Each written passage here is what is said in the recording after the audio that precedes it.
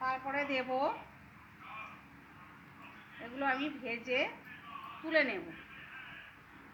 এটা আছে ঝিঙের ছোকলা, আলুর ছোকলা, যাবতীয় দু রকমের আছে। তা তোমরা যতগুলোই ছোকলা বাড়িতে মানে সবজি খাও না কেন সেগুলো দিয়ে এটা করতে পারো।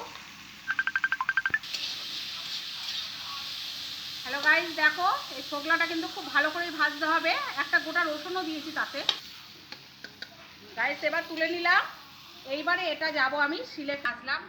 এইবার সেটা আমি শিলে ফেলে বাটবো। এটা আছে শুকনো লঙ্কা, রসুন দিয়ে দিলাম, দিয়ে এইবার আমি শিলে ফেলে বাটবো।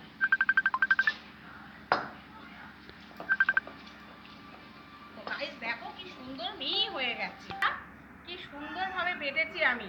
এত মিহি হয়েছে যে কি বলবো, তোমার এইটা দিয়ে ভাত খেলে এক থালা ভাত খাওয়া যাবে। এটা একটু মেখে দিলাম, এতে সামান্য চিনি দেওয়া আছে। চিনি না দিলে কোনো তরকারি টেস্ট আসে না। তোমরা একদিন খেয়ে দেখবে এটা কি জিনিস করলাম। সেই বাটা দিয়ে আমি, ছোকলা বাটা দিয়ে আমি ভাতটা মাখছি। গাইস দেখো খেতে কি টেস্ট।